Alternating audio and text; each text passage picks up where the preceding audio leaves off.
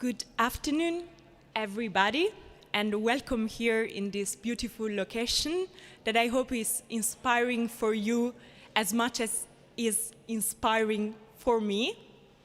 I think the, let's say, emotional moment here is for me and for many of you for being able to see each other. We are not on Zoom, we are not on a platform, we are really here personally.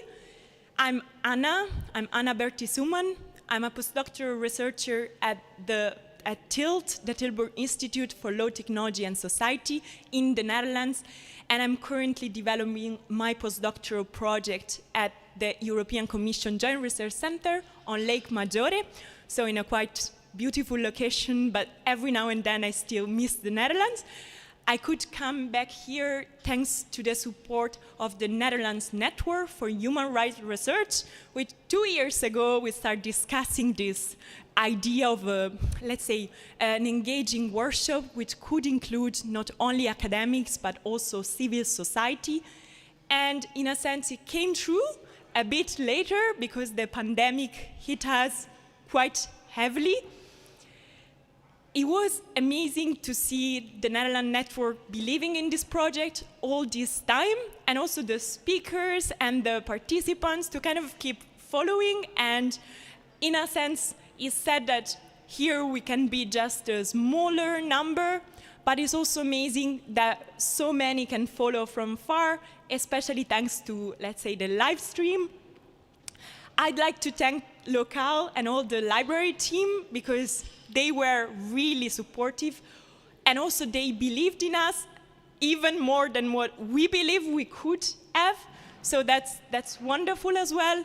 And lastly, I'm thankful to the Dutch Research Council because part of this network is thanks to the Rubicon Fellowship I'm developing. And so it's, in a sense, a network that I will treasure, partially from the Netherlands, partially from everywhere. In a way, it's a sort of extended research family which span from fellow academics, but also includes civil society members, as you will hear throughout this afternoon. So this afternoon, we have a program that hopefully is not too heavy for you, because we will start from 3 pitches. We will have some sound break.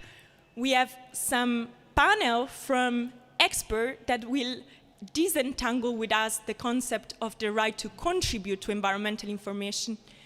And then we will have a theater performance that shows how an artist from a theater background kind of illustrated and kind of imagined how a civic sentinel looks like in a very controversial context like south of Italy.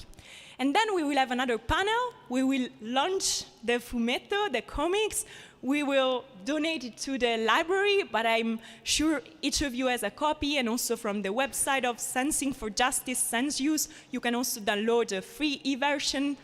And we will conclude with a short Q&A, so you're very welcome to add your questions in the chat, so we can also keep an eye of them. And of course, those in the audience are very, very welcome to pose their questions. So to start with, I would like to invite Gert to challenge us on the question, what makes a right?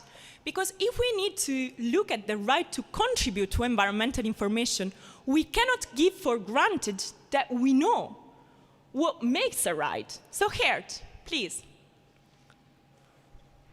Yeah, thank you. We sometimes too easily assume that there are rights or that we have them, huh? But rights that are only in law are stale. They have to be made into rights. They have to be realized, claimed, and even fought for. Most of us will know the Beastie Boys song, "You Gotta Fight for Your Right to Party," which is testament of a youthful, enthusiastic fight against the dullness of everyday life. But I want to show you that how this song title got serious business during the last 1.5 years, the not to mention pandemic, and how this is a good example of how citizen science can be a way to fight for your rights. At first, very little was known about this weird new disease. How do you get it? How do you treat it? there was nothing more than uncertainty. Yet in the way out of many lockdowns, many truth claims were made that certain types of events or certain types of locations were safe. These claims were made by organizers of small events or by special interest groups, also known as lobbies, who better knew how to convince governments. Some sectors are also more successful there than others. And these claims that are made about the safeness of these events and locations shared some properties with citizen science. It were truth claims constructed by citizens or groups of citizens, often advised by academic scientists, that were used to make political claims on the injustice of their sector not being reopened, on their fundamental rights that were denied, or to confront governmental bodies with their duties. For the event sector and cultural sector, it literally was a fight for the right to party, by claiming that it could be done safely. The Belgian governments tried to contain the plethora of truth claims with the attached political claims by proposing the organization of test events. These were also known in the Netherlands, thereby directing what could count as evidence. The idea of test events was presented in Belgium as a way to responsibly reopen certain sectors, mainly event and cultural sector. It gave the impression that they were busy developing a solid risk-based policy, but gave at the same time the opportunity to citizens and special interest groups to already organize events, even though it was strictly speaking still forbidden to do so. Furthermore, the Belgian government was quite late in organizing these events, and the scientific rationale for them was weak. And this weakness of this scientific rationale was, for instance, to be found in La Boom, which was a straightforward rave party from a group of anti-vax people and anti-COVID measure people. And the Minister of Interior proposed that maybe they should organize their next event as a test event, which was very weird. Here you see that these truth claims with their attached political claims challenge the governments, and also a way of making fights for rights. But at the same time, governments are trying to contain these claims by accepting them in certain ways and so on. So citizen science has also become a form of embedded resistance, potentially reducing the power of other forms of political imagination. Thank you. Thank you, Gert. And I loved your song quotation because later on we will also have a song.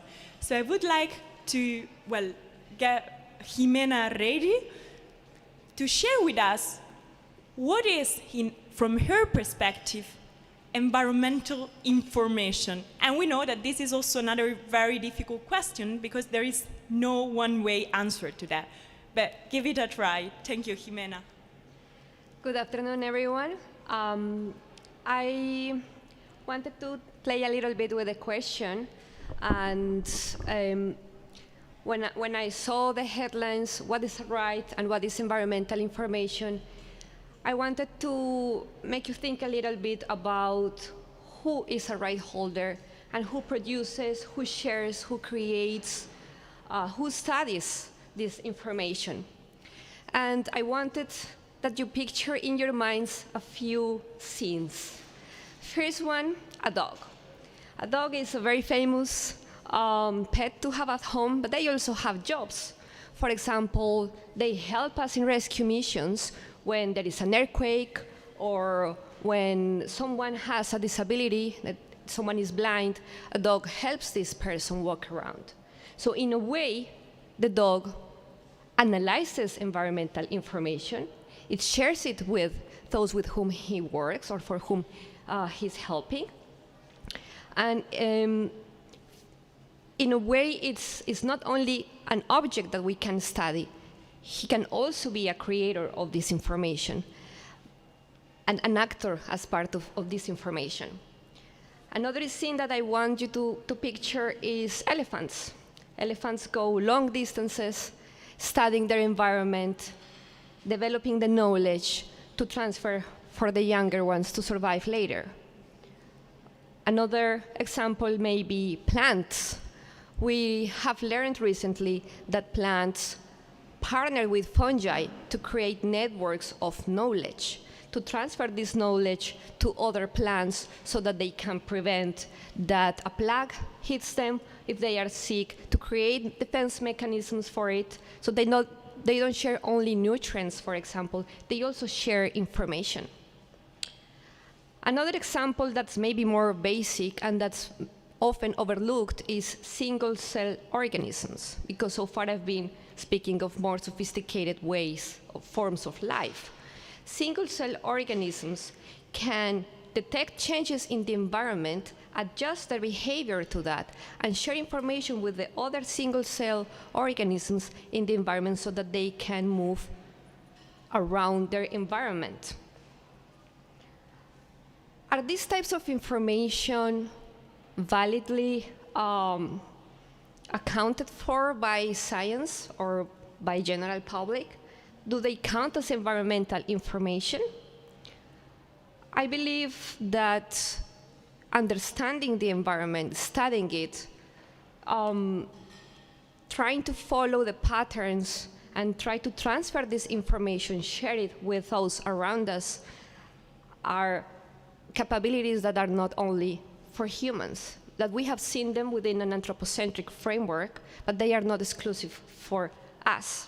And that's the message that I wanted to bring today. Before we think of environmental rights, maybe we should also think who are having those rights. And if we see local communities that are in the ground interacting with these other agents, these other subjects that also create, study, transfer information, they have sometimes claimed that they can listen to them, they can talk to them, they can hear the water, they can understand the birds. And that's where I find the connection with citizen sensing and animal rights or nature's rights. I wanted to open more the discussion beyond the human-centered focus that normally there is around. And I wanted to use this picture to tell that ancestral knowledge, ancestral transfer of environmental information is not something just for humans, and that we should take that into account when we think what's a right and what's environmental information. Thank you. Thank you. Thank you, Jimena.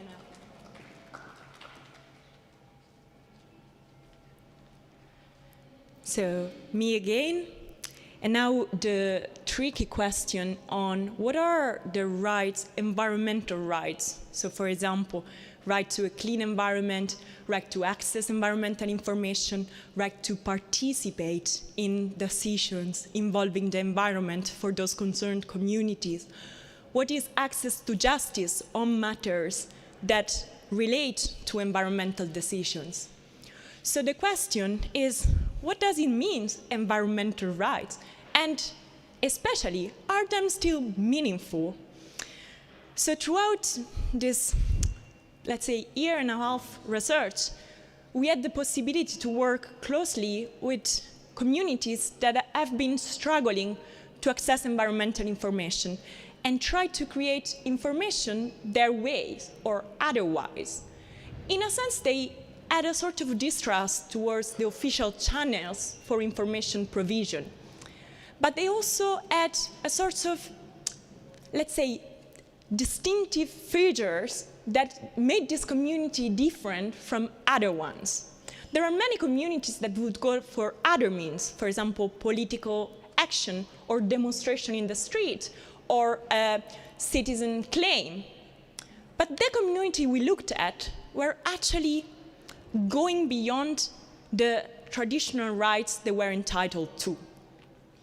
And we tried to frame this push with a concept, the right to contribute to environmental information. And then we question, is it a right or is it rather a duty or an obligation?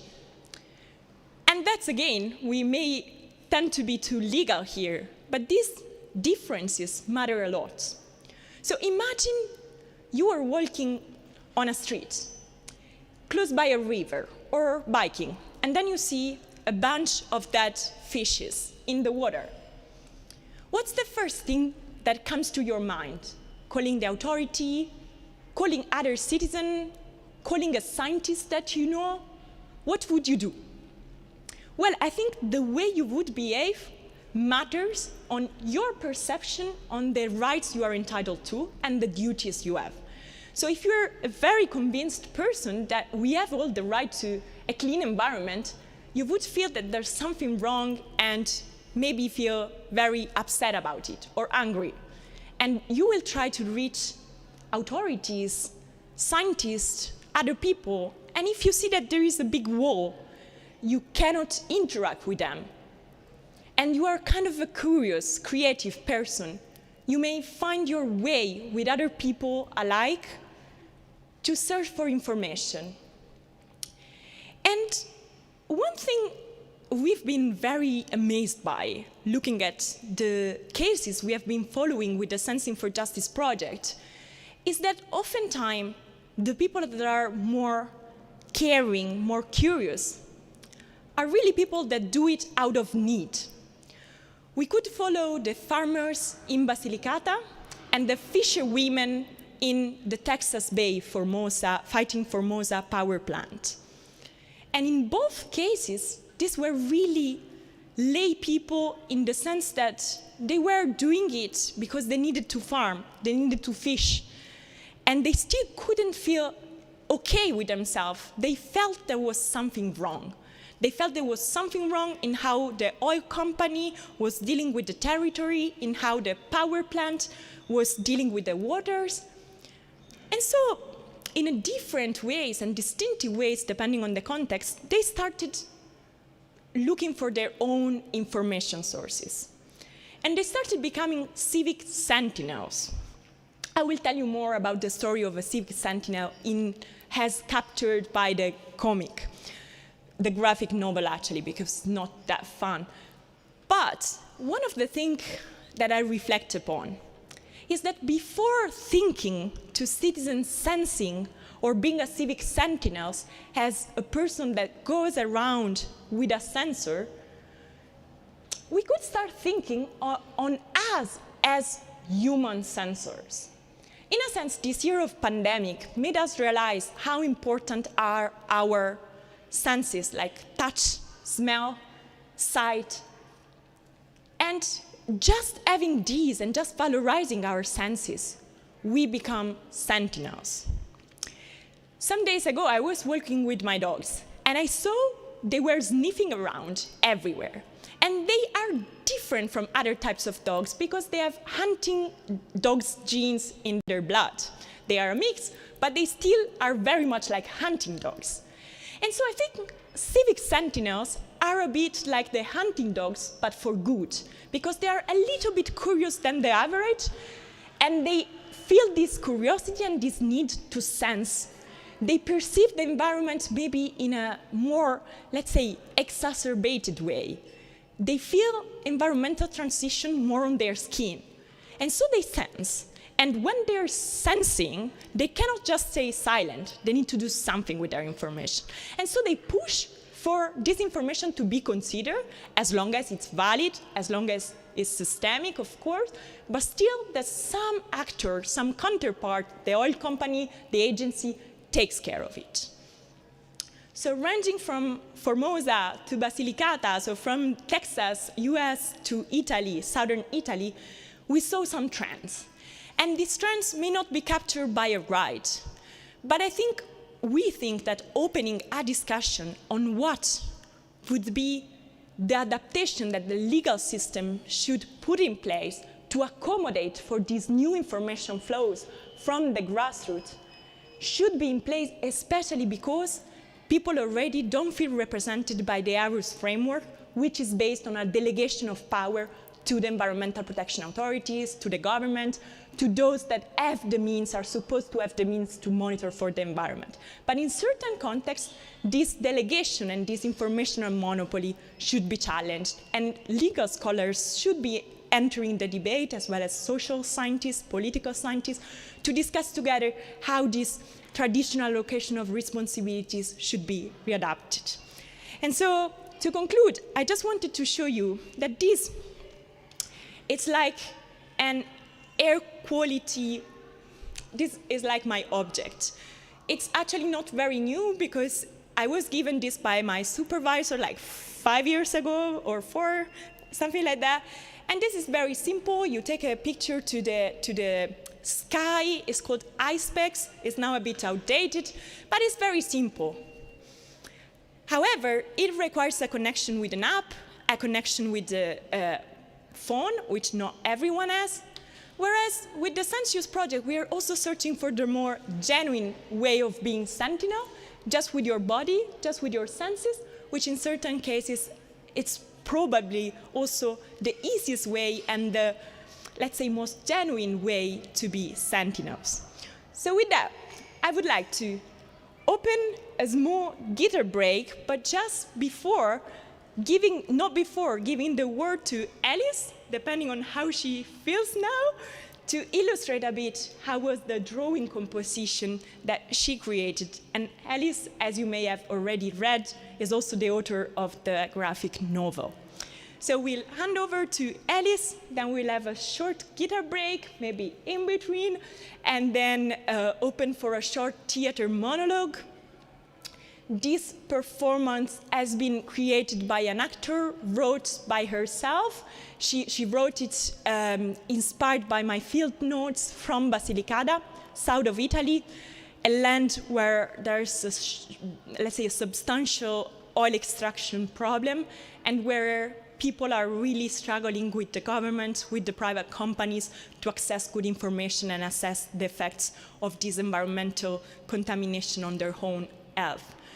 So with that, Alice, over to you. Maybe we can move it. Yeah, but I think... Yes, hi everybody. I will not say much because my way of communication is not words, but drawings.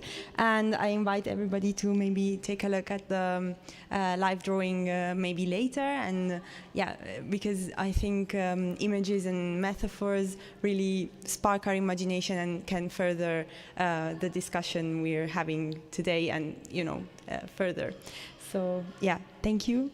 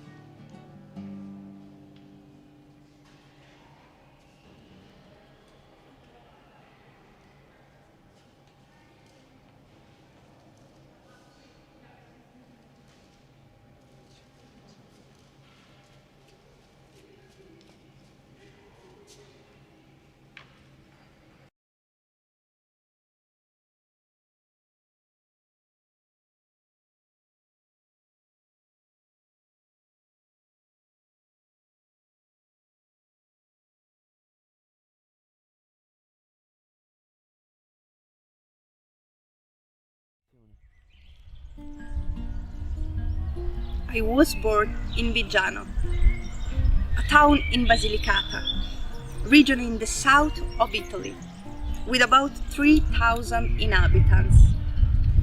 My village is in the Upper Val d'Agri, in the southwest area of the region.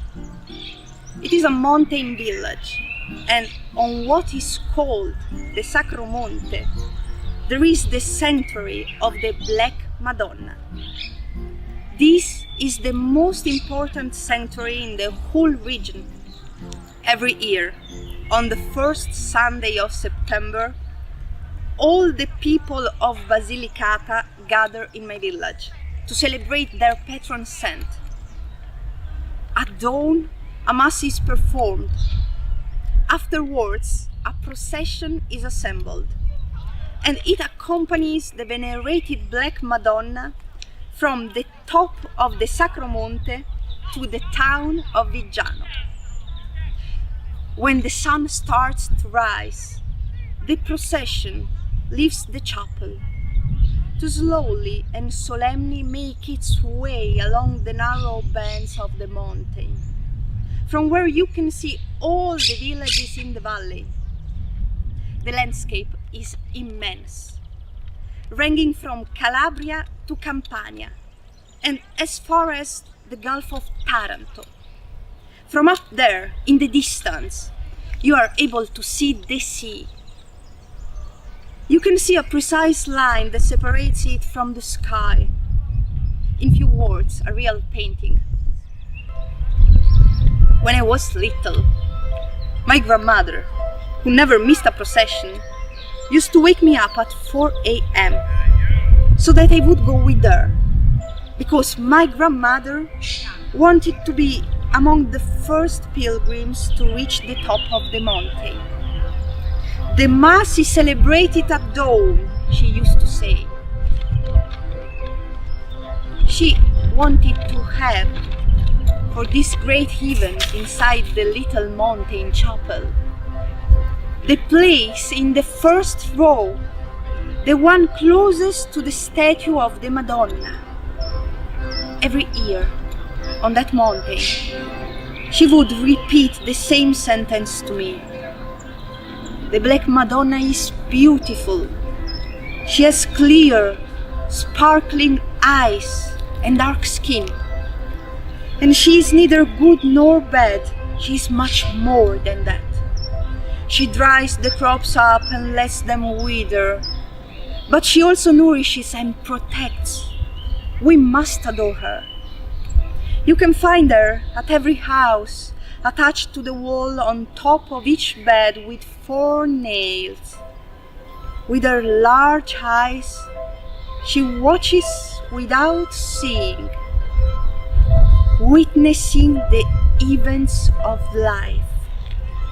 The Madonna is then placed in a church in the village and remains there throughout the winter until the first Sunday in May, when she is taken back to the mountain in a more intimate and meditative ceremony. My grandmother was the only one of her family who stayed in Viggiano. Her 4 brothers left for Australia when they were about 20 years old. In my village at that time, there was misery, and many people migrated far away in search of fortune. But she had already met my grandfather and did not want to leave him, since he would not have followed her. They got married when they were still kids and had lived in Viggiano all their lives, and over the years managed to set up a farm, one of the many that could be found in the village, at the foot of Sacro Monte. They had 4 children, 2 boys and 2 girls, and my father was the only one of the 4 who wanted to go to work with my grandfather in the village. He started working the land when he was 16 years old and turned my grandparents' small farm into a bigger one.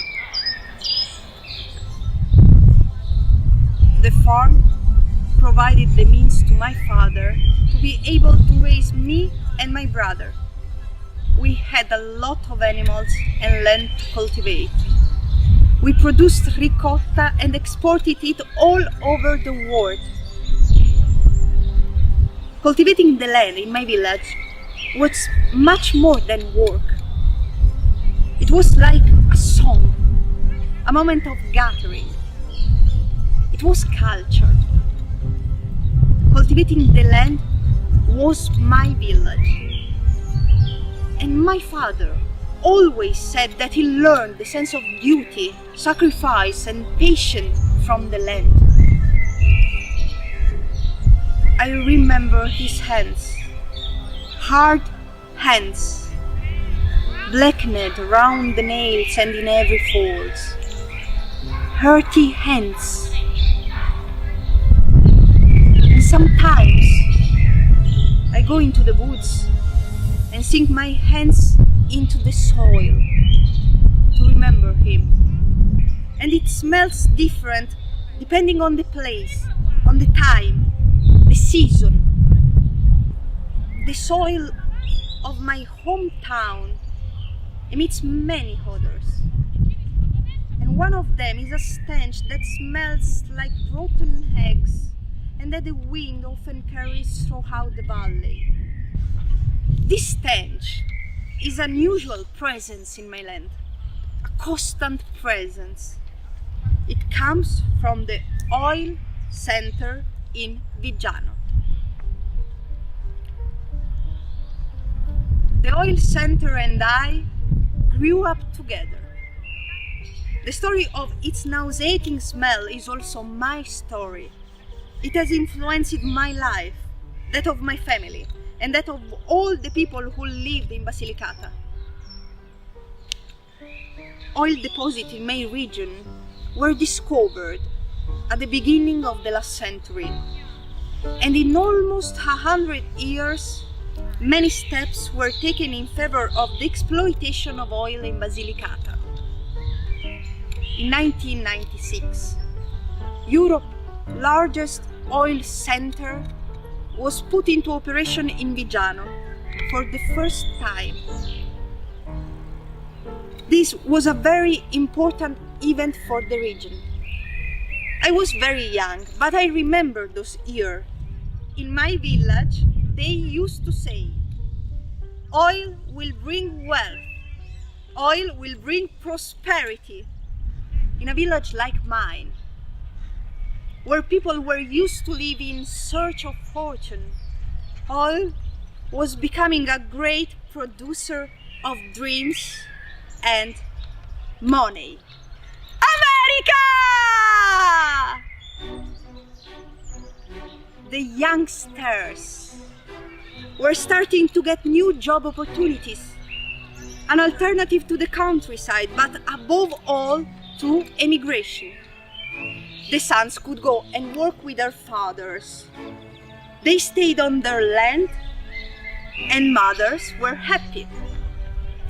My father's main concern was for his farm, because the companies involved very soon began pushing and persuading individual landowners to sell their lands.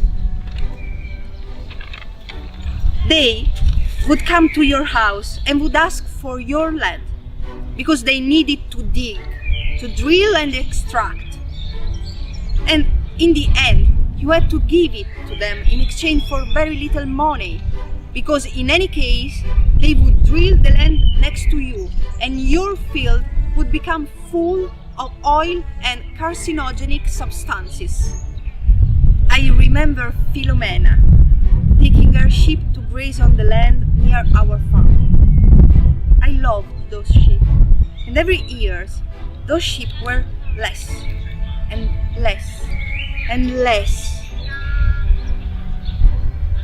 Black, smelly puddles began to appear on the land, and the sheep would no longer be taken there. Eating that grass made them sick. So Filomena moved them a little further, over and over and over again, until she was left with a tiny piece of land to take them to. Until she was left alone, without land and without sheep. My father became more and more silent. "That's not right," he repeated. On Sundays, he had gotten into the habit of going up to the Sacro Monte alone. He had never done it before. He said he went to see from above how the valley was changing, how the colors of the land changed. And in the evening, when he came home, he used to sit outside in the garden and stay there for hours, staring into emptiness. And you could hear him whispering, "That's not right. That's not right." New oil wells were being drilled just a few hundred meters from our fields. 27 years have passed since the day I was born, and Basilicata has become a European hub for oil extraction. Most of the oil extracted in Italy comes from there. In Val d'Agri, oil is extracted day and night. The waste oil is disposed of in the region, while the good oil goes to the raffinery in Taranto. Viggiano is the national oil capital. Viggiano is the Texas of Italy. Yeehaw! The other face of this currency: poison land, disease and death for animals and people. Today, the area around the oil center is almost uninhabited. The houses are empty, with padlocks on gates, and very few farms are still active.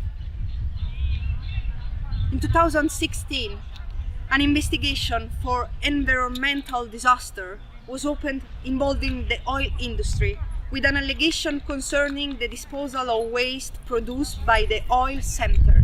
In addition, in 2016 and in 2017, tons of oil leaked from the storage tanks, polluting thousands of square meters of land and water.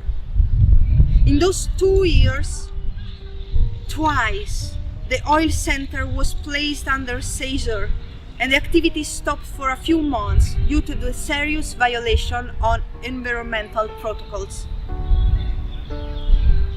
In March 2021, the Court of Potenza sentenced the oil industry at the first instance for the crime of illegal waste trafficking in the trial on oil extraction in Basilicata. My father had to shut down his farm after the strange incident that occurred with his products and animals. He performed some analysis that revealed the contaminants in his cow's milk and in the water that irrigated his land. My father became intrigued by what was happening in our area along with other farmers and breeders. And over time, they were joined by more and more people who voluntarily monitored the areas, took photos, collected data and evidence to be analyzed. Today, there are many of us monitoring what is happening. We want to know the truth about the consequences of oil extraction, because the institutional data we are given are not always correct. Official results of soil and water samples analysis can be falsified or are never disclosed. So we check. We have our laboratories carrying out analysis, and we collect the soil, the water, the reddish mud, the yellow dust, the milk from the animals, because we want to know. We are no longer prepared to leave our land. We no longer want to see the population of our places decimated by disease and death, nor we want to see our fathers give up their life's work. In my village, they used to say, oil will bring wealth, oil will bring prosperity. Oil has taken everything from my father. It was 5 years ago that I saw him sell the gates of his farm. It was raining like hell, and I went with him. We came back home without a word. He locked himself in his room, and my mother started cooking. She turned the radio on really loud, and my brother and I were silent. My father died 2 years ago. He has been fighting with cancer for years, and like him, many others. In 2017, an epidemiological survey on the consequences of oil activities in the Viggiano area was finalized, and the study showed excess mortality and hospitalization for cardiorespiratory disease in the population. The correlation between the occurrence of cancer, cardiorespiratory and neurological disease, and the proximity of extraction or disposal sites has been repeatedly confirmed by the international scientific community. A month ago, on the first Sunday in May, I climbed the Sacro Monte, and the people of my village had brought the Black Madonna back to her highest home. Last time I went up there was with my grandmother, so it was a long time ago. And I thought about her a lot during the whole procession. When I got to the top, I didn't want to go into the chapel at first. I stayed outside alone to breathe in that fresh air, letting the sun shine on my face, looking out over my valley. And I was looking at the landscape. Calabria, the sea in the Gulf of Taranto, Campania, and all the villages that you can see from there. I shift my gaze to the Mount Volturino, its cliffs, its woods, always unreachable. And I realized that from the sanctuary of the Black Madonna, you can also see the oil center. So I entered the chapel. I sat down and I looked at her, who with her big eyes sees without seeing all the events of life. And that sentence kept ringing in my head, but at that moment the Madonna's eyes in front of mine looked alive. And I look at her still, and she seemed to be looking at me. It seemed to me that she was weeping black tears. So I prayed to stop the greed of man and save my land.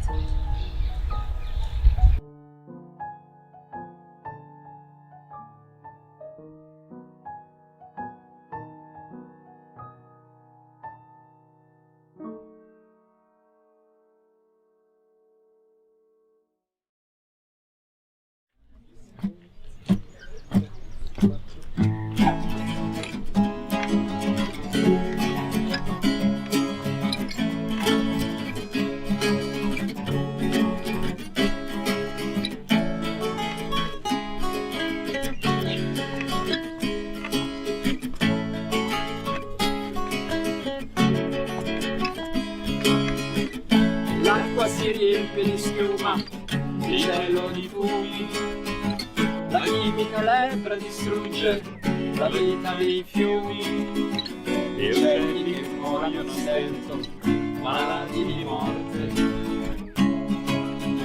Il freddo interessa la vita, ha sbarrato le porte, eppure il vento soffia ancora. mezzo alle navi sulla prora e sussurra canzoni tra le palme, parla i fiori, li bacia e non li coglie. Eppure sfiora le campagne, accarezza sui fianchi le montagne e scompiglia le donne tra i capelli come a gara in volo uccelli. Eppure il vento soffia ancora.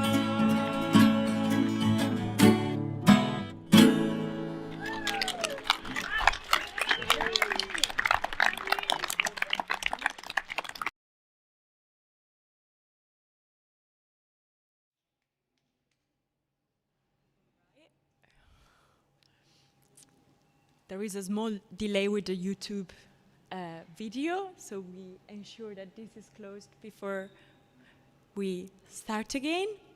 I'll just then ask Alice to illustrate her collage. And to the first panel, the panel from the experts, let's say, to step on. And I will invite first Sonia to come up. But first, I would like to spend a couple of words on this play, on this performance. So the actress wrote the text, inspired. She has been in Viggiano.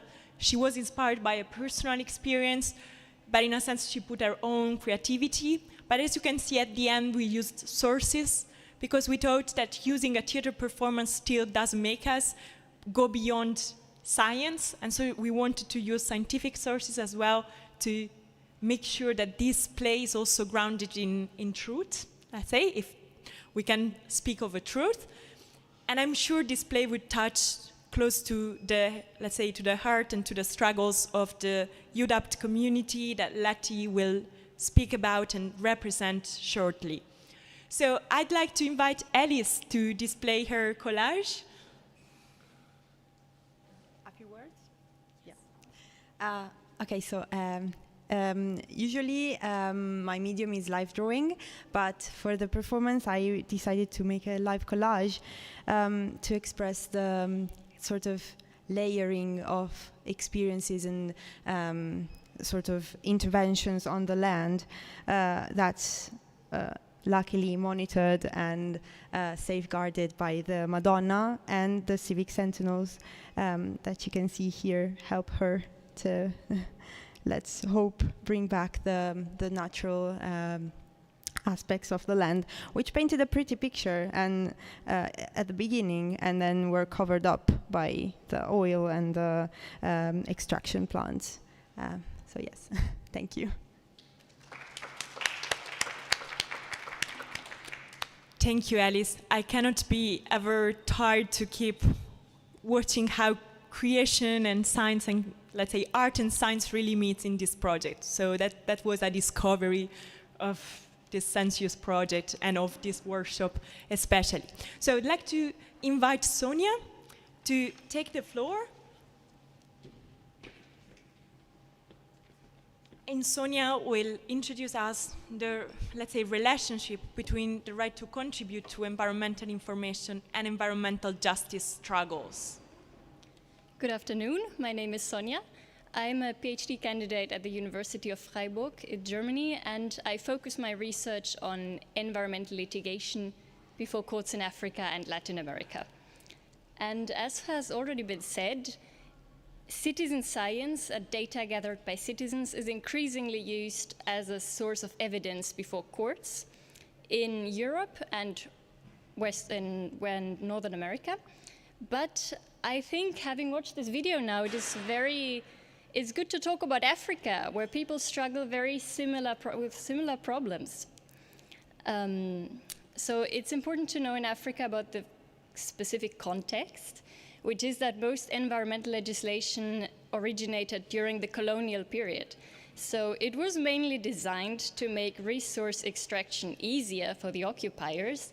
It was not at all designed to conserve the resource base, and even less designed to include public participation in decision-making of any kind. So African states have introduced very important legal, institutional, judicial reforms. They have introduced the right to a healthy environment in many constitutions, but there has also been a considerable increase in public interest litigation and citizen initiatives.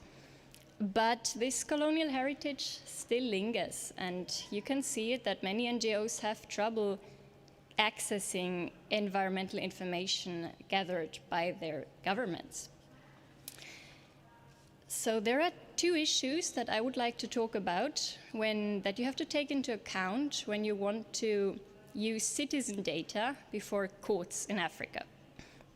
So the first is that NGOs and activist minority groups who gather this information operate in a hostile environment. It is not popular to take on the government, and it can be seen as an act of sabotage. So the harassment and criminalization of environmental defenders is a serious issue. And NGOs often, therefore, they kind of cooperate with the government. I talked to a group in Uganda who they make air quality measurements. And they don't use this data for litigation, they use it to advise the government or give expertise. So this has been the approach now, and if in the future this data is to be used to litigate before courts, it has to be made sure that those people gathering the data are safe from retaliation. The second thing is that many African countries do not have explicit technical regulation concerning the environment, and specifically air, soil, and water quality. And in order to say that there has been pollution, you need to prove before a court that a certain threshold has been breached, that the water quality does not meet legal standards. And I remember a case from Ethiopia where the respondent state argued, you cannot prove that there has been a breach of environmental standards because there are no environmental standards. So therefore, environmental litigation is often based on very vague constitutional norms, like a right to a healthy environment and things like that, or tort, like nuisance and trespass laws. And the courts focus very much on legal questions, such as legal standing, and not on scientific issues. Scientific issues are coming to the courts in Africa, but they're not quite there yet. So with these points, I'm actually going to finish my contribution, but I would like to show an object to you, which I don't know whether you can see it. It's kind of a little plate or a little object. What I like about it is it was made in Africa, so it shows that environmental protection is no longer a capricious Western project that we carry out there, but it is something that is increasingly African. And I don't know whether you can see it, but there is a zebra on it. It's a small zebra. And I like the zebra because it's not only a symbol of freedom and balance, but also it shows the idea of the strength through numbers. And I think this is a very important concept in the context of environmental litigation, because also NGOs have, I remember one NGO member telling me how in the context of the harassment of individual activists, this idea of strength through numbers is very important. So I think citizen science as a form of self-empowerment through group action may appeal to many Africans. So I end with this, and I'm looking forward to hearing next.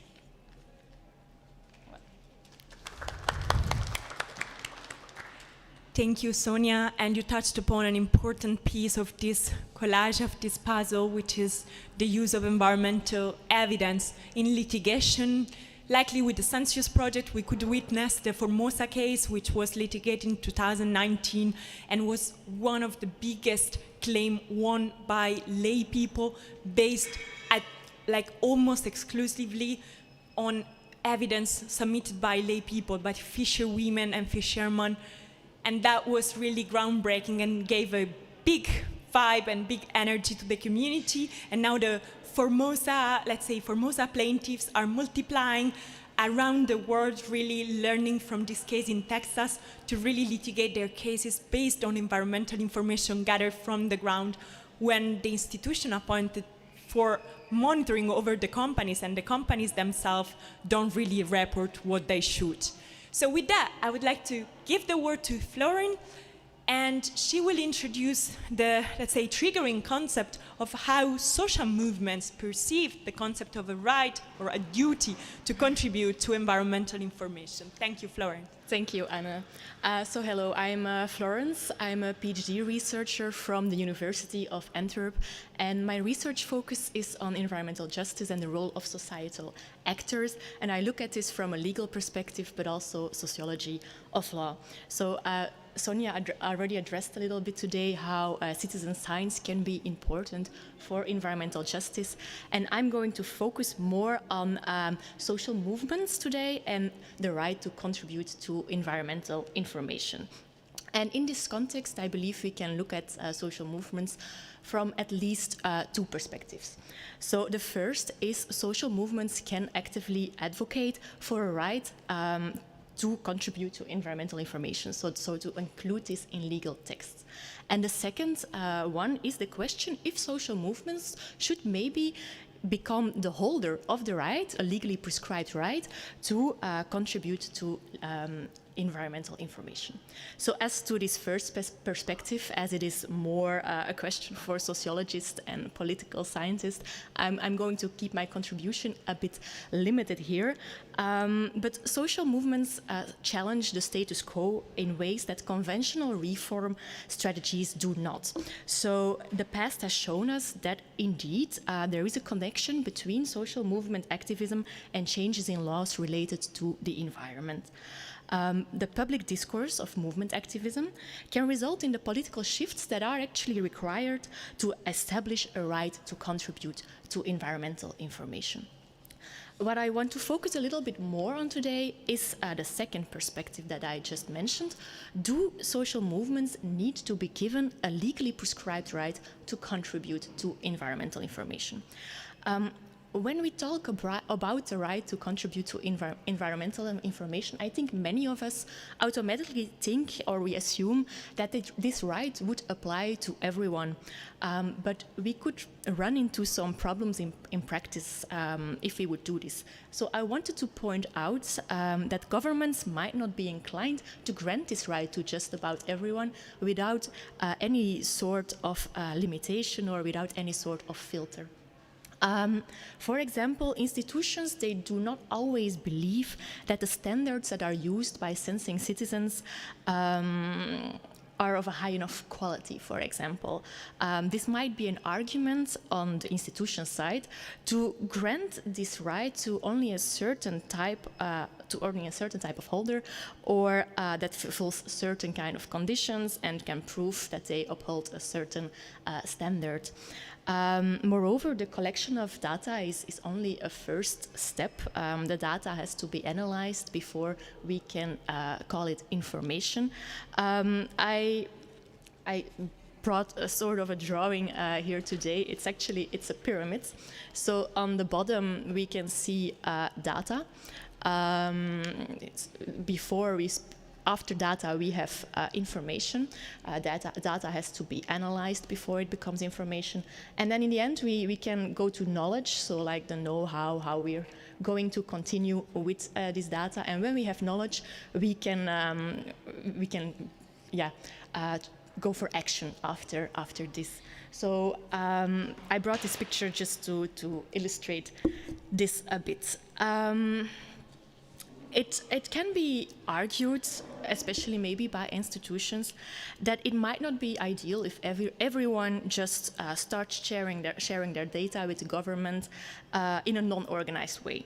And in this context, the question of clearly defining, firstly, what environmental information is, and secondly, the question whether maybe social movements should be, or other types of organizations should be maybe given a right to contribute to environmental information, becomes more relevant. First of all, I think social movements can play an important role in any case, but the question I'm addressing here today is whether this role should be institutionalized. And I want to address some specific obstacles that might come into play here. So firstly, we should then need to define which type of organizations should become the holder of this right, and this is the first obstacle. Are we going to give this right to only formally organized or institutionalized organizations like NGOs, for example, or also grassroots groups, social movements? And I want to draw a parallel here with the type of organizations that in Belgium can go to court to address or to seek protection of human rights and fundamental freedoms, because not just anyone can go to court to do this.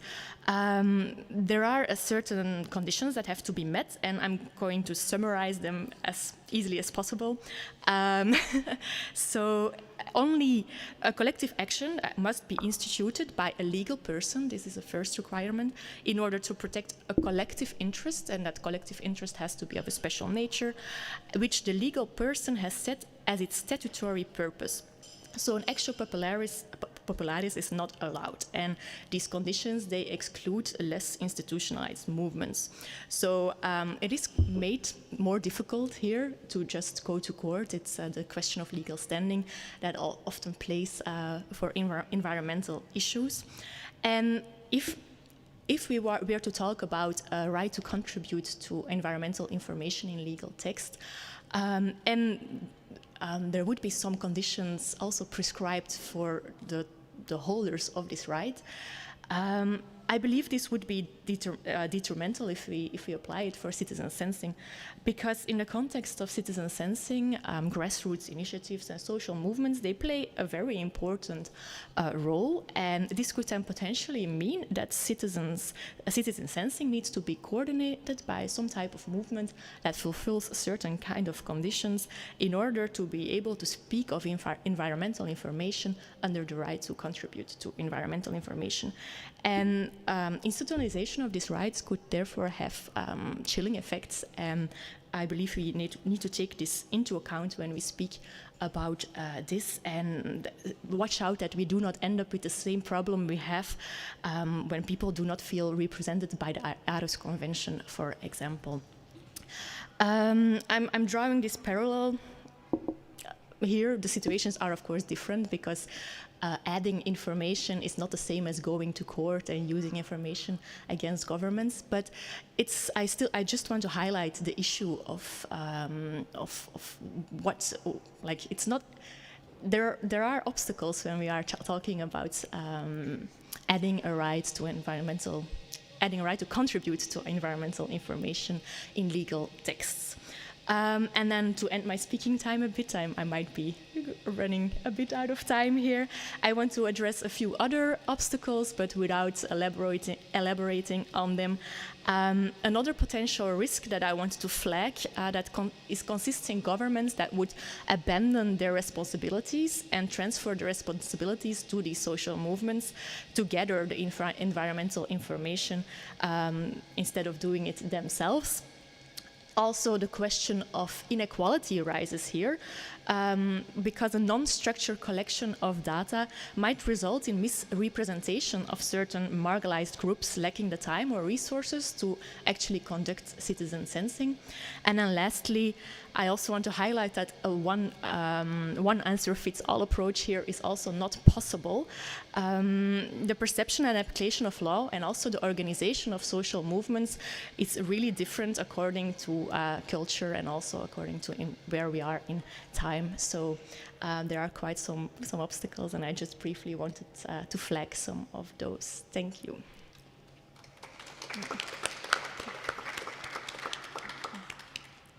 Thank you, Florence. And I think you touched upon a big dilemma, at least I have, but I've heard definitely in the let's say, community out there, about the scientists and the citizen scientist community, that actually the way we recognize these rights would be already a sort of institutionalization of practice that are by nature kind of spontaneous and in a sense evolve in their own way.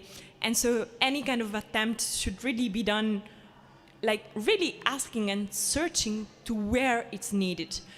And linking with what Sonia brought to the fore, I think it's particularly needed in contexts where NGOs would be and play a stewardship role in protecting actors that could otherwise be criminalized. Whereas, for example, from the perspective of a privileged Europe, although, for example, in Basilicata I would already doubt it, we may not need NGOs protecting the people.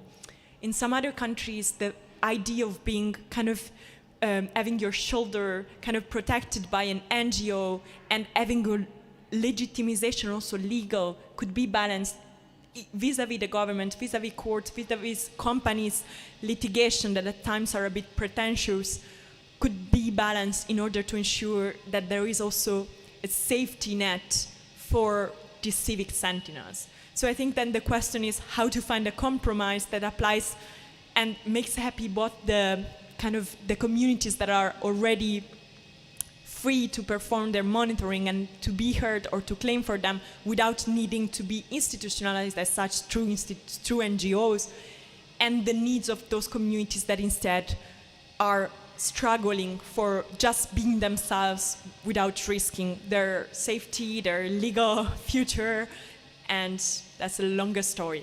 So now I would like to invite Carlo, and he will bring, let's say, a different perspective than the one we heard before.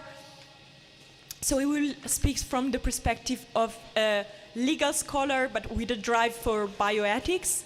And he also, I see, he brought an object, a very volatile one, so I'm really curious. Good afternoon, everybody.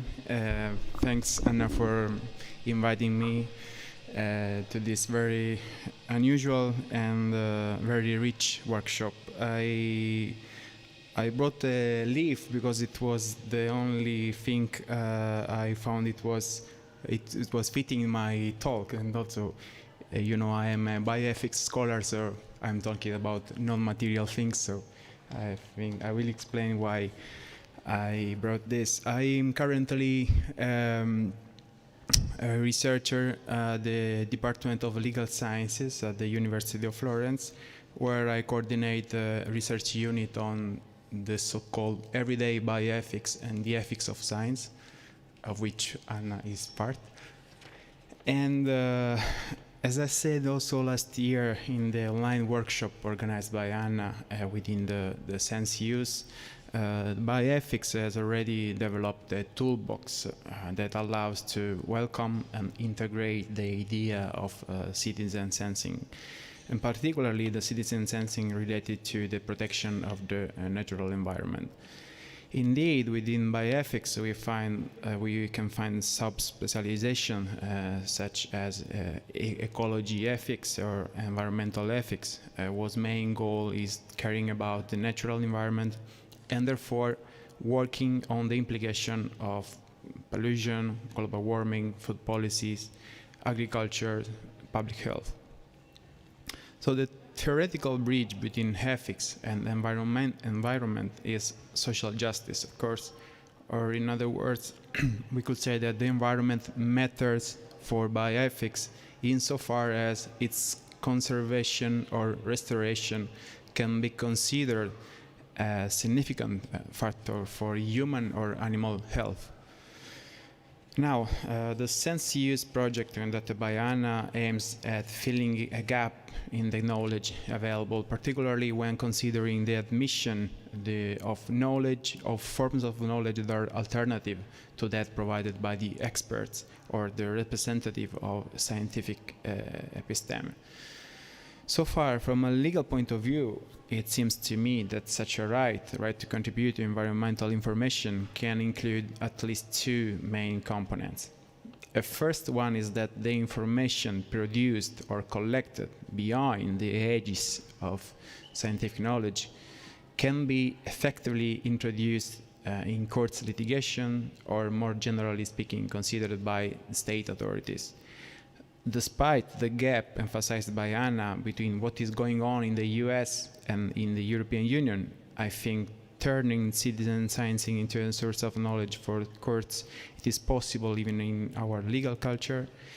For instance, we already know about the existence of the amicus curiae tool, an instrument foreseen also by the European Court of the Human Rights for collecting knowledge for human rights advocates and NGOs in case of human rights violations. The matter, however, is what status must be conferred to the alternative forms of knowledge. And this is related to the second component of such a right, and is that those information, once entered into the decision-making process, must be given due weight. Enough weight exists so as to be compared or to compete with the parallel scientific knowledge, or the conventional knowledge, let's say so.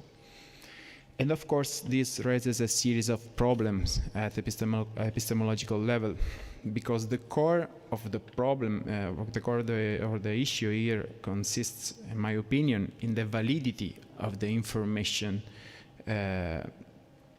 produced outside the official science, let's say so. So if those information have validity per se, their validation could occur more easily. So, but how to ensure this validity? Here the risk is to come back to the problems, the dogmas also of the conventional science, which could impede, in my point of view, the emergence of alternative forms of knowledge. So the big challenge, in other words, is to work with a view to elaborate and provide methods they can give a structure to the alternative forms of knowledge in order the latter to be recognized as a valid source of knowledge. Anna was showing the example of the accessory of the smartphone, and of course I thought new technology could help a lot in this, can give a structure to the information collected, but also from the other side, it prevents that restoration of the experience we were talking about. So it is different when you collect data through your sense or through technologies. I mean, so that's a point that could be discussed about along, but I won't do it here. So finally, just coming back to the ethical perspective, and that's why I'm handing her leave today, the right to contribute to environmental information has a unique feature, which is it's being oriented to make the good of everyone, besides to make the good of the environment itself. So far, like any other collective right, it aims at defending the subject included in a determined community, but here the peculiarity is that we are all part of this community. Therefore, such a right is intrinsically committed for the good, and that's another reason for looking at this right as something which is highly consistent with the mission and the goals pursued within the bioethics. Thanks.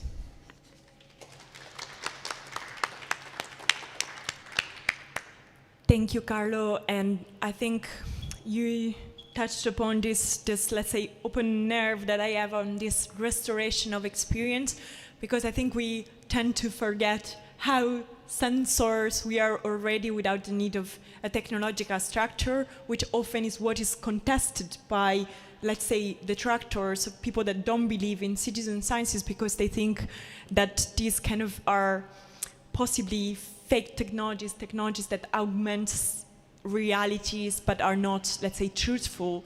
Of course, the citizen science community has a big, let's say, as a big focus on validating these technologies also through peer experts and also through involvement of scientists. But in a sense, with the Sensing for Justice project, we demonstrate that one of the factors facilitating the acceptance of environmental evidence from the citizen in court is exactly the easiness of the data collection. So for example, if there are really pieces of plastic in the water, it's less likely to be contested than analysis from the citizen made with an independent laboratory. And this, of course, is a limitation for all the communities struggling for evidence that need to be analyzed through certain forms of technologies. For example, imagine contamination into water that is not visible. However, the suggestion to the communities that all the time you can use your basic senses, your sight, your hands, do so, because the more you get into the technology, the more you become vulnerable to possible counter-arguments. So now I'd like to give the floor again to Fabrizio for a short music break and ask for Alice to, let's say, start getting ready to introduce her drawing.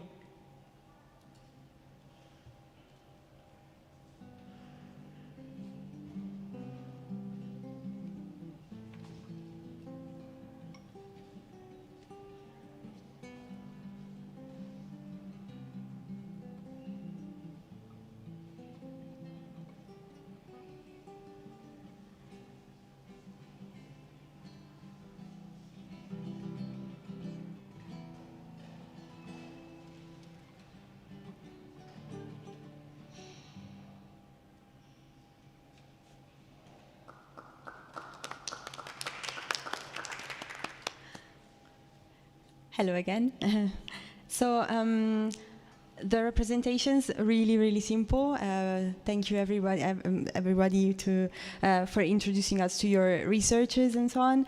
And yes, so the first kind of row of drawings represents the colonial approach to resources in Africa and the doubtful kind of response of judges in courts to citizens concerned with these issues.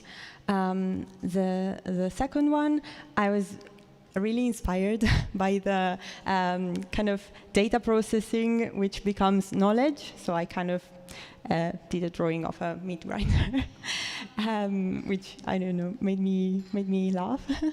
And the third one, Carlos' pitch, of course, represents the toolbox devised by bioethics to enable and enhance citizen science, and the question, the main question, like what weight should be given to it in court, also according to the differences between institutional and citizen science. Thank you.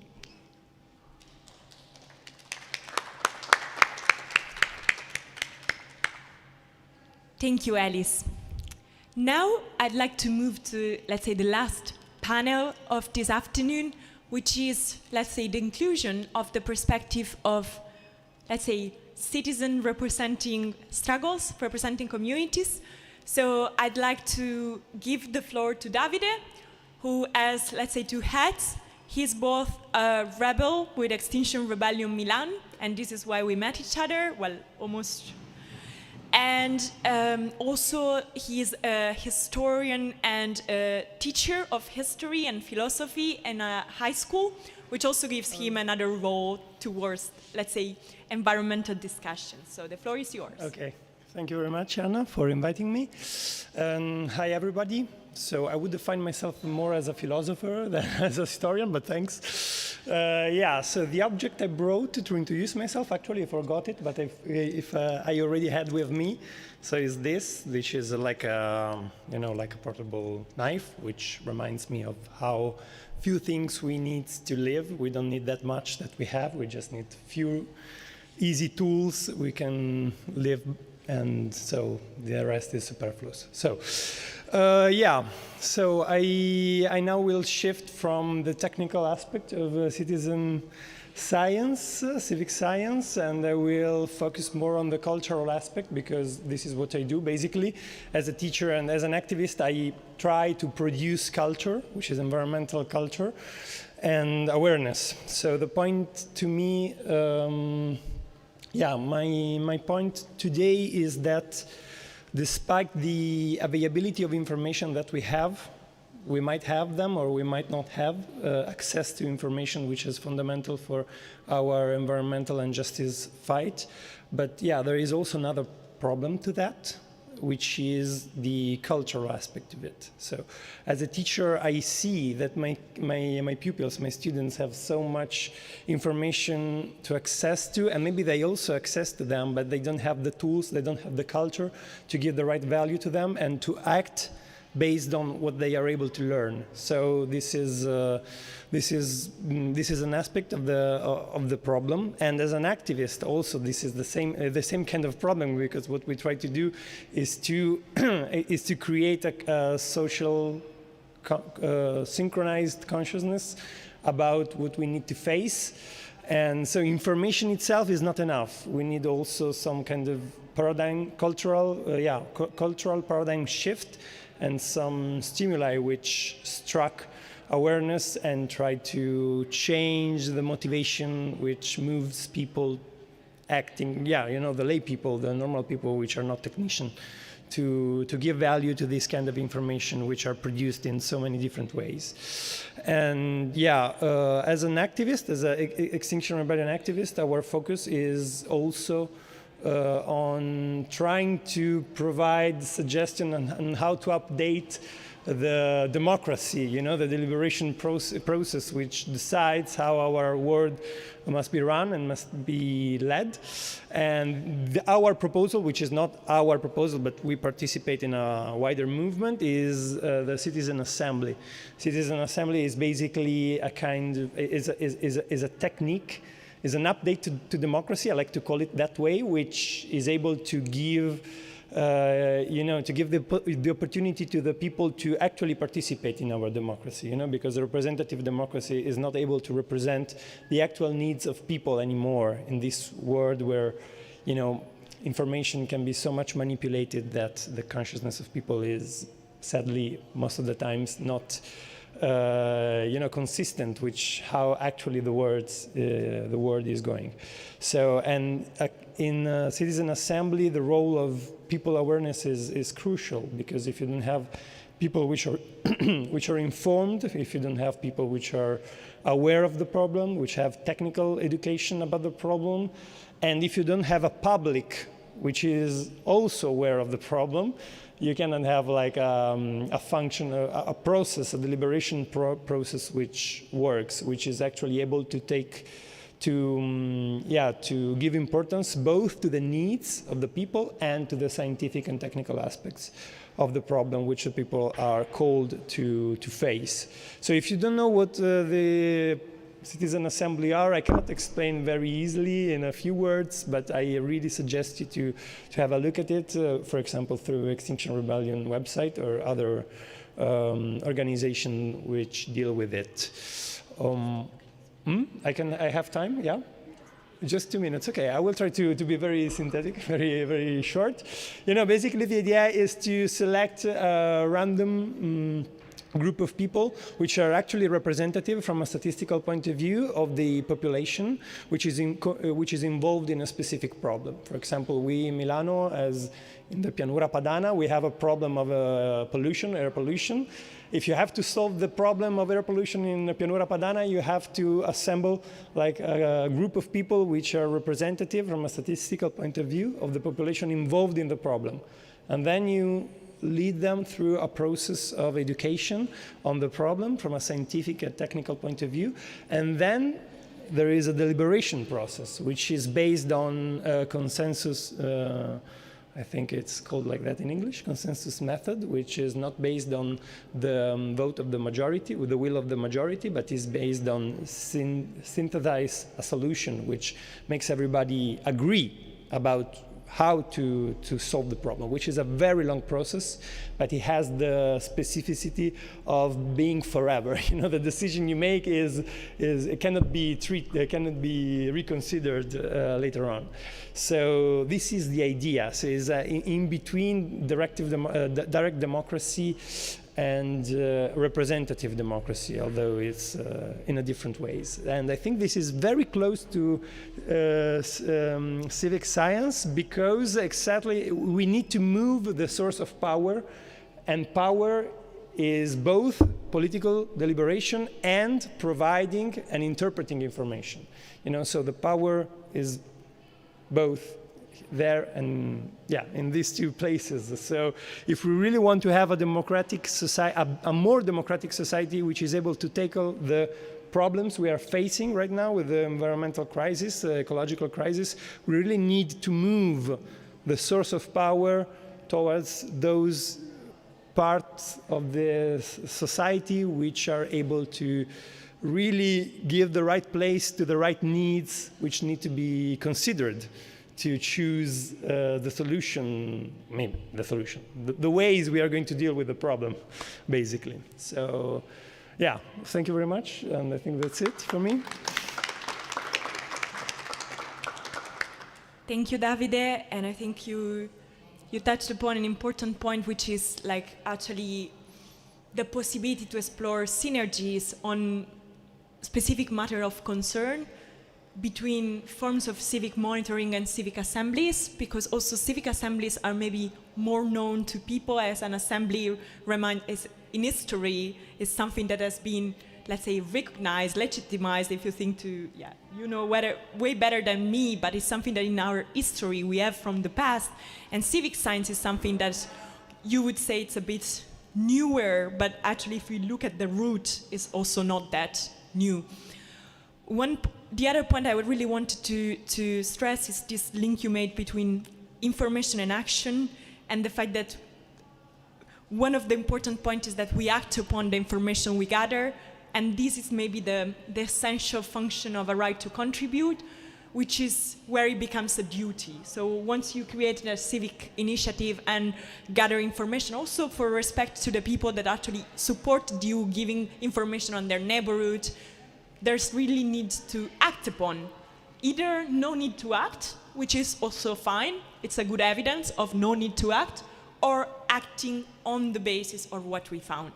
So taking from there, I would like to give the word to Lucy, which is probably the most representative of this space and of Tilburg, because, well, I know her and how much she fought for this space and the nearby place. So, Lucy, over to you.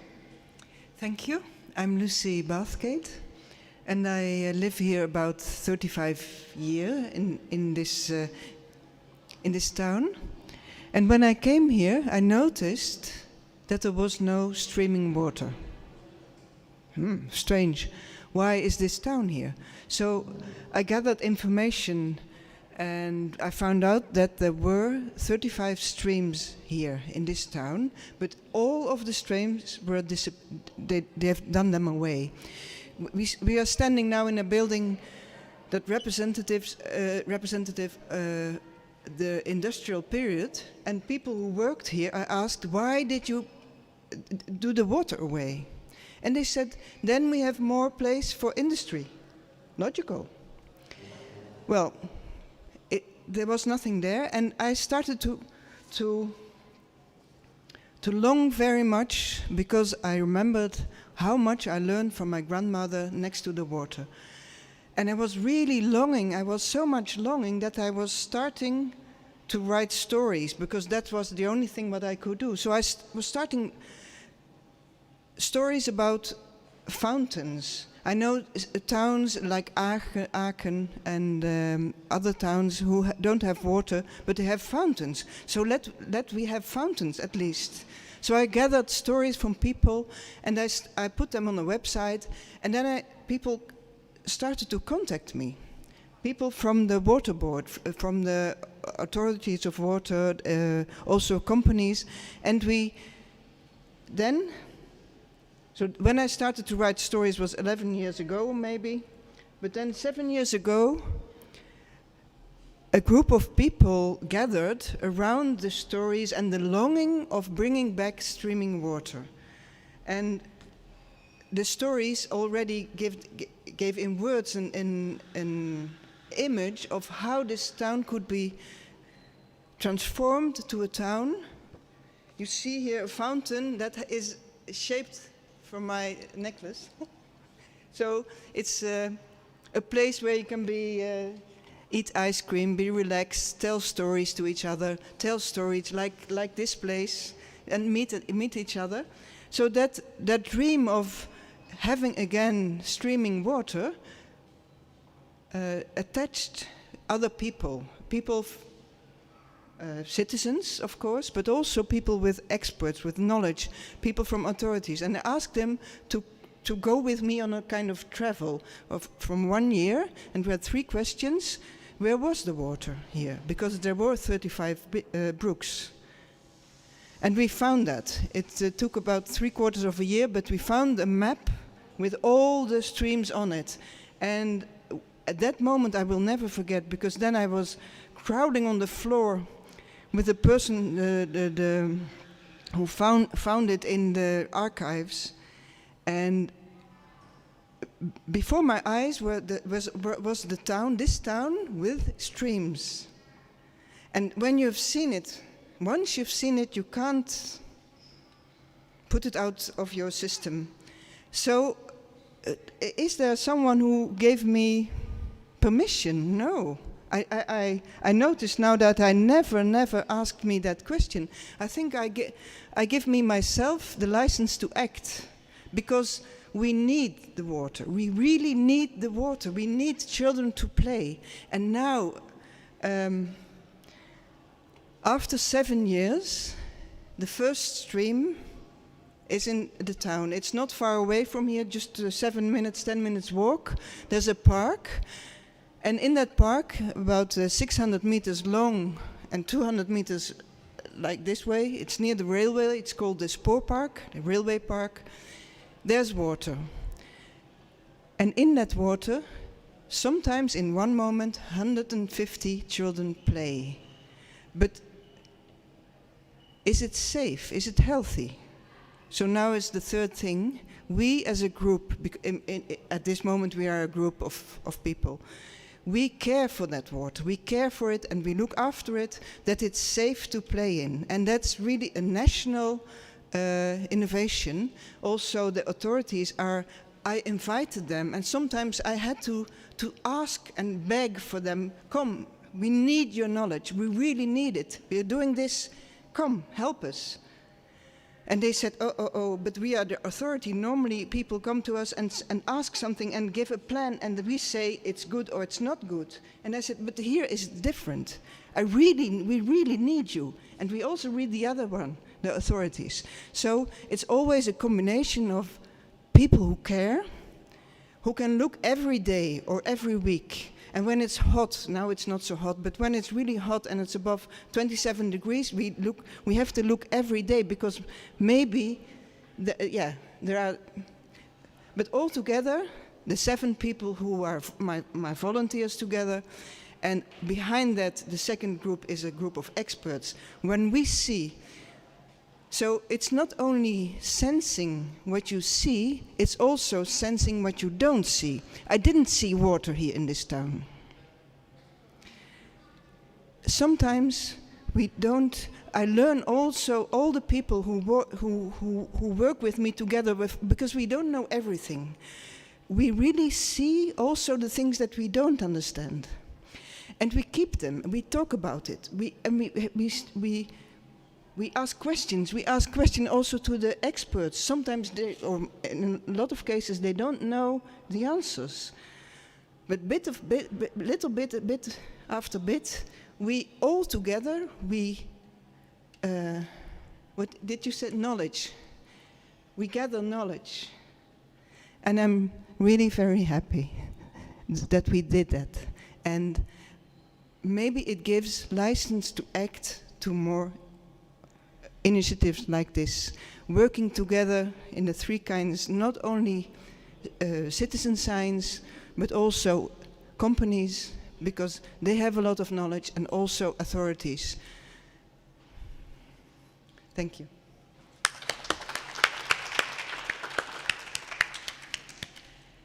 Thank you, Lucy. That was really moving, and I'm still, let's say, juggling with this term of no one gave me permission, and in fact, why should we ask for permission? But maybe in the traditional location of responsibilities, let's say the average person doesn't think that they can do that. They even don't imagine. So I think some people with this imagination are really needed, because I think one of the what I really love in seeing these people in action is that they have imaginaries that go beyond the average. And I think being still optimistic and imagining that something like this can happen. I mean, when I came to Tilburg, all this was not there, and the sport part was not there. And now, like really, 5 years later, it's like all there and lively. And the second thing you said, to sense what you don't even see. We shouldn't forget that our senses historically go beyond what we see. Like many animals don't see before sensing, they just perceive. And so maybe this is closer to bioethics even. We think into the way we can sense water and make new spaces. We can, let's say, also open new imaginaries on believing more on our potential as citizen, but as human, because also citizen is a bit too limiting our frame. So now I would like to welcome Letty, who's joining us as a representative of the Union of Affected People by Chevron Texaco. And to me, it's particularly pleasant to have her today, traveling from far, and also now I discover with an injury, because we've been working together on a different oil case, the one of Chevron in the Ecuadorian rainforest in the Amazon, the Aguindas versus Chevron case, of which Letty could introduce you better. So welcome, Letty. Thank you, Anna. My name is Letty Fajardo Vera. I'm coming from Ecuador. I'm here standing on behalf of the UDAT, Union of People Affected by the Oil Operation of Texaco, now Chevron. So when we are talking about environmental justice, we have to go all the way back, where is that happen? And sometimes living here in the Netherlands, you cannot connect. How is possible you hear in the news about climate change, you hear about the environment disasters, but when you are close to the community, they are living every day with the impact of it, with the impact of the contamination. And the UDAT is very specific because they have 27 years a legal battle against Chevron. And the legal battle is not to get personal compensation, but it's a collective, because what they believe, indigenous people believe that the river, there is no border for a river. So there is no belong to one person, but it's belong to a whole community and all the way until the river crosses. A land is not belong for one man or woman, but it's belong for a whole community. So this case is about collective case, so there is not no one person representing there. So when you, after hearing all the different people talking, I really was traveling in all this year of this battle, because that is really true. You know, when you are an affected community, or you are representing a community, or you are working with a community, they are the affected people, but then you see what they need really for their voice to be heard, why they need to be represented. And really they need everybody. They need a grassroots organization, they need NGOs, they need every civic interest person who really want to make a change. I mean, a community needs everyone, because it's not about one specific case, but what we saw is that we are struggling against a system who are extractivist, who doesn't not really care, but just wanted to take natural resources of Mother Earth, and a government who is letting that through. I mean, so it means that if we don't do together our work with the communities, it means what we left this community completely alone, and they cannot manage alone.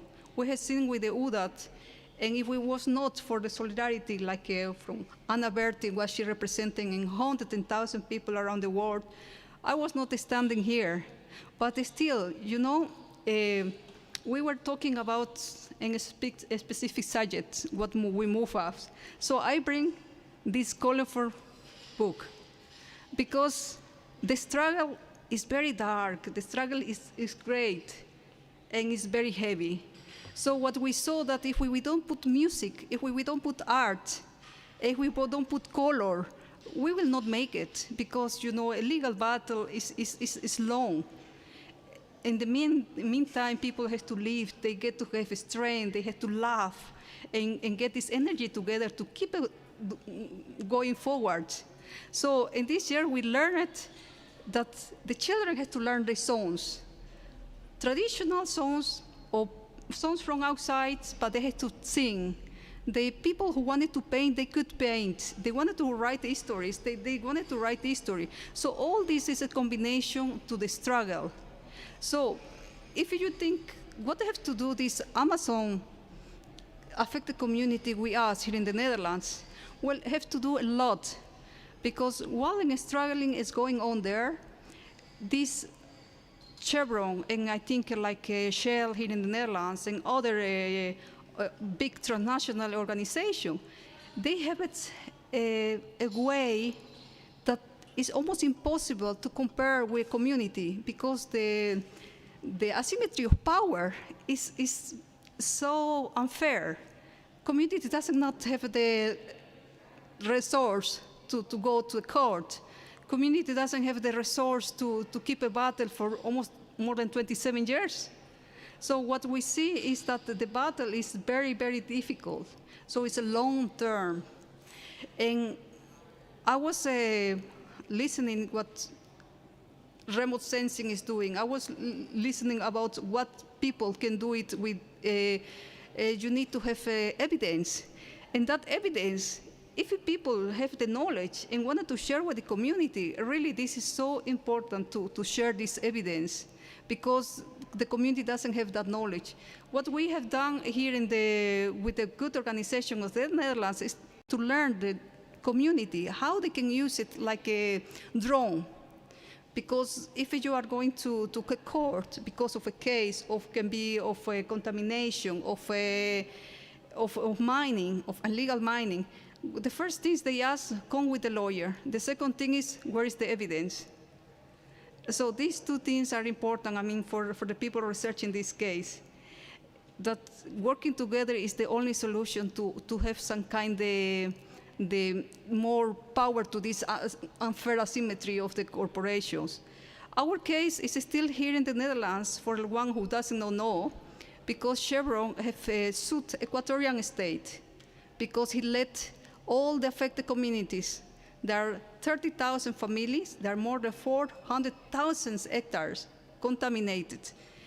And so Ecuador is being sued here in the Netherlands by the ISDS, that is investment statement, let me see, ISDS, how is that in English? Well, it is a kind of arbitration tribunal where a state and corporation could settle the issues. So here in the Netherlands, we are in a court in Den Haag where a judge is deciding for communities who is affected, who never met it. The judge never had been into the Amazon. He never even seen the evidence. But he assumed that communities are represented by the government. What we all know, the governments already are not representing people, are not representing communities, affected communities, unfortunately. So it's I like it really much the approach of you, because it's important. If we don't move and put together, really, we will leave our children and grandchildren environment who is completely destroyed. So thank you, Anna, for inviting me. And if you wanted to know more about the UDAT and the struggle of the people of the Amazon, please go to the website of the UDAT, www.udat.com. Thank you so much.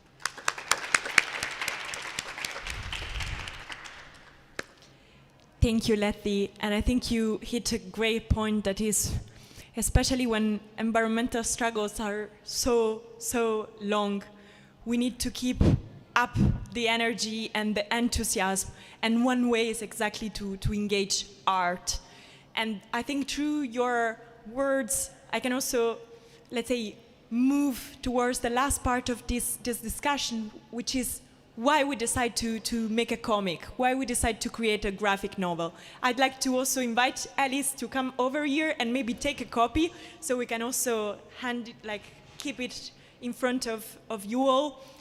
So one of the feeling we had, exactly as Letty was saying and as Davide was saying, is that sometimes environmental matters are kind of intentionally ignored because they are presented either in a boring way or in a paternalistic way. So I see discomfort in the eyes of the people watching the plays of Alessia, of the theater actor, because she's telling an environmental story, but in an engaging way. And in a sense, I think the struggle of us academics is trying to reach also the people that either don't want to listen to us, or they think we are too boring, we don't have a story to tell, and trying really to sit and understand why they are moving the page, why the soccer. We are known, like we were coming to here and everyone was like, Italy, welcome, woo, the soccer match. But it's why soccer has so much attention and we don't, because probably soccer is fun, right? So we need to find a way to communicate these topics in a way that is fun, engaging, but serious. So we tried art, and I would say somebody in Potenza, in Basilicata, when we showed the performance, he said, you talk with the high Madonna, the Madonna of Viggiano, where you really have no other avenues, because you're really desperate, and so you pray the Madonna is something really important. And I think we resorted to art, because we tried several ways, but we hope that art can be another step to really engage communities, which is even speaking from libraries, speaking from next week we'll be presenting the Fumetto in a festival, which is something I never did in Pisticci, which is in a city close to the Total place in Basilicata. We presented from a church. I never presented from a church. Honestly, I felt a bit uncomfortable, but it was a way to reach that community, so I did it. The story of a civic sentinel comes from an experiment. So I met Alice, and I actually thought, how can a story be told in a way that is light, short, and start from an example? So while I was on field work in Basilicata in October, I kept sending Alice some field notes, some pictures, some feelings, some images, short recordings of discussion with farmers, with shepherds. And from there, it came the story, which is actually went beyond differently from what I had in mind, because it became something that was passed through an artistic hand and a different personal elaboration. And to me, that was amazing to see how an idea goes beyond yourself and also take new forms. So this story is a story of a known land. So it's a non luogo. It doesn't speak of a real existing place, although it's inspired by an existing place. The company that is responsible in the story is Mortal. It doesn't exist, but it's the story of many communities. And it's the story of many people and of many actions. And it's a story of hope, because at the end, the main character decides to act and to do something and to trigger a whole set of new actions. So I hope you will read and let's say share this novel, also because it's open access. You can download from the Census website under news and give it to your school. At the moment, we are even not able to deliver it to all schools and libraries and places that are asking for it. It's better for, let's say, from middle to high school kids for schools, but to every adult that could be interested, and especially, for example, those that like comics, which is a whole new community. So with that, I would like to pass the word to Alice to share a few words on what was the experience in, let's say, making this experiment come true. Thank you, Anna. Yes, I would like just to say a few words, because we've talked a lot about how normal citizens, just like me, for example, I have no scientific background, can get involved in gathering data, or in my case, processing them. So first of all, during this process, I discovered an amazing community in the research community, which I never thought I would find. And I had access to information, and I could give my contribution to elaborate them and give them a kind of new twist and a new form. And that really gave me a lot of drive and purpose. So I think my point is how, yes, the work of a citizen, civic sentinel or an active citizen is beneficial to the environment and to environmental information, and we are creating something outside of ourselves. But of course, this process also gives us a lot of benefits within ourselves, which we can then share through our, our presence and our well-being with others around us.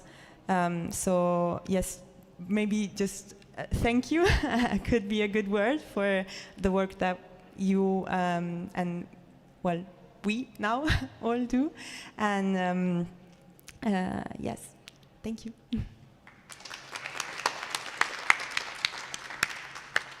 Thank you. Now, two things. I would like to invite the director of the library to symbolically, take some copies that we would like to donate to the library. And at the same time, I would like to keep you ready for a couple of questions that came to me, and the people that are following from the chat, if they like, they can paste and put their questions there and not send through message to me, because they best is through the YouTube chat.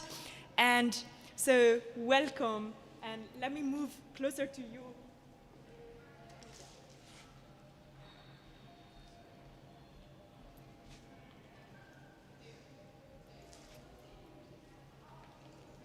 Thank you very much. And thank you, Anna. Many more. Yeah, thank you very much. Let me say, first of all, it's wonderful to have an event like this in this place. It's designed to have events like this. It's especially wonderful because it's very international. I know from the first day this building was opened, they talked at Tilburg as a city of the world because of the building, and now we make it true. We have a large collection, so we have a large collection, and many people relate very much to words. We also know the power of visuals, and Alice, I very liked your drawings. It's so powerful together with people talking together. It gets to you on a different level, so it's very beautiful. And a very difficult subject, combining words with visuals. It's a really addition to our collection, and we will put it in our collection. Thank you very much. Thank you very much.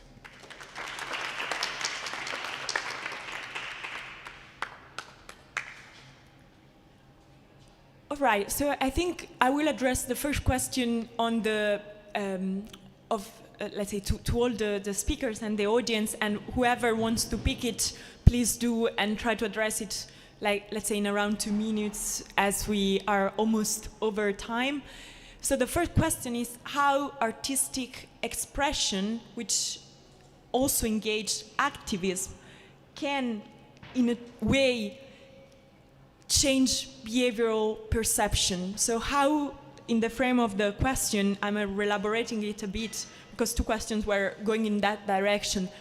So how an event like that, or looking at the comic or hearing the performance, can push us to act in the way that Davide mentioned, both in your experience or theoretically, if any of you has experience in having witnessed, let's say, a change coming from a scientific artistic exhibition, let's say.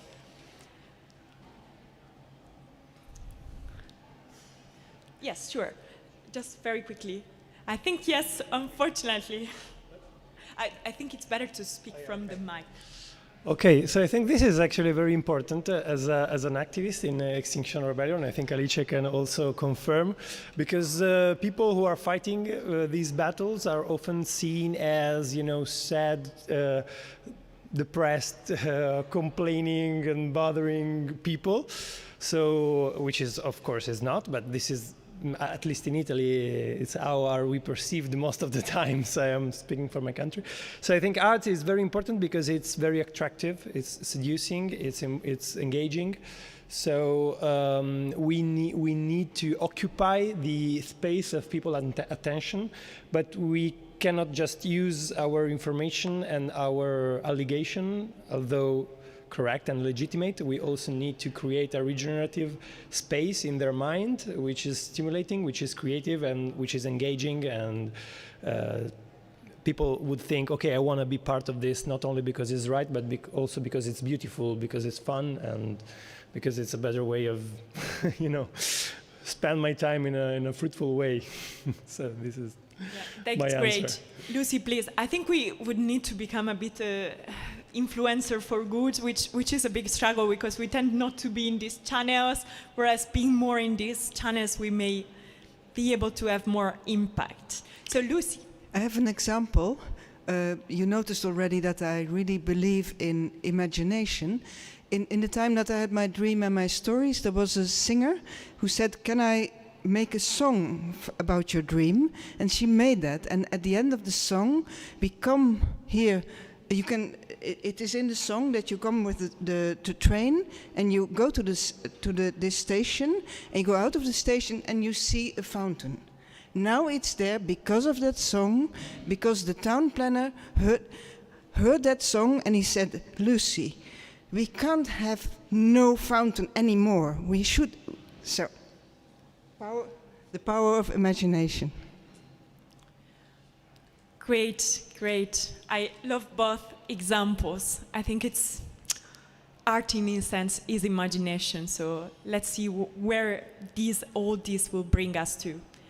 I think the other question I received is a bit more technical, and I would merge other two that are more, let's say, content-wise.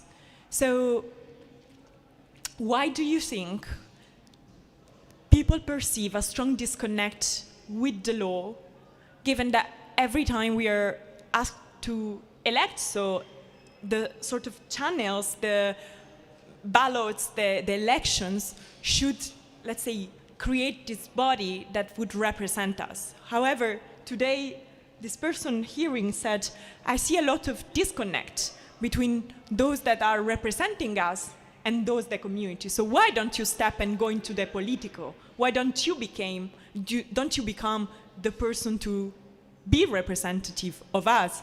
I would say this question also challenged me a bit because I always think we're always, I don't know, criticizing or challenging the way authorities are dealing with environmental problems, but do we ever try to become these authorities? We that have the means, that could have the mean. So anyone has ever thought on what would happen if all these feelings would be embodied in a take of political position, even from us academics or civic sentinel? I mean, many people in the fields I've been encountering could really have the means to step into politics, but they don't. And I'm still wondering why. I mean, I have some hypotheses, but I don't have the full picture. So if any of you would dare to try to answer that, why we keep saying this disconnect, we see the representative not representing us, but why us don't we become the people representing the people? Yes.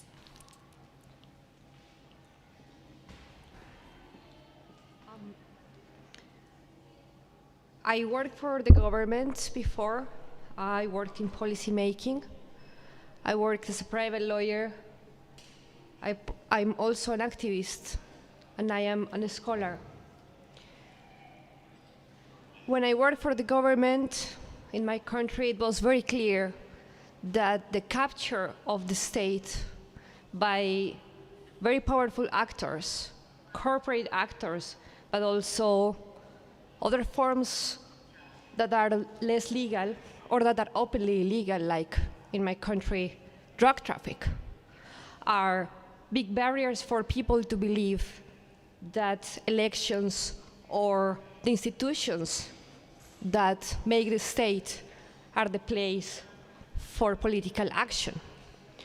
Precisely for this reason, I am also an activist within Extinction Rebellion, because I don't think elections in many countries can take us outside of this vicious circle and partnership between governments and money at the expense of everyone else. And everyone else in the widest sense, because it's just not humans. And it's just not the humans that will live here now. It's the future generations that might not get a chance due to this partnership. And political action at this point, when people have found barriers within the established systems, has come to take us to other debates like citizen assemblies or other forms of political action that may be within the reach that more traditional political institutions might not be able to let us go through. Thank you, Jimena, for sharing also your personal experience. Anyone else would like to give the last comment before we officially close, and no pressure? Okay, so if that was powerful enough, and I do believe so, I would like to thank you, all of you, in particularly the local staff, so Simone, Job, and the wonderful, coordination, the camera woman, the audience out there, the Netherlands Network for Human Rights Research, NWO, and all the great speakers that traveled despite COVID, despite everything, and believed in being here this afternoon. So I hope you will spread the word that we learned this afternoon and bring a copy with you on a train, on a street. And we think that the more powerful way to help us is really to bring these comics, this graphic novel, in unusual places, because it's there that we want to speak. So thank you, everyone.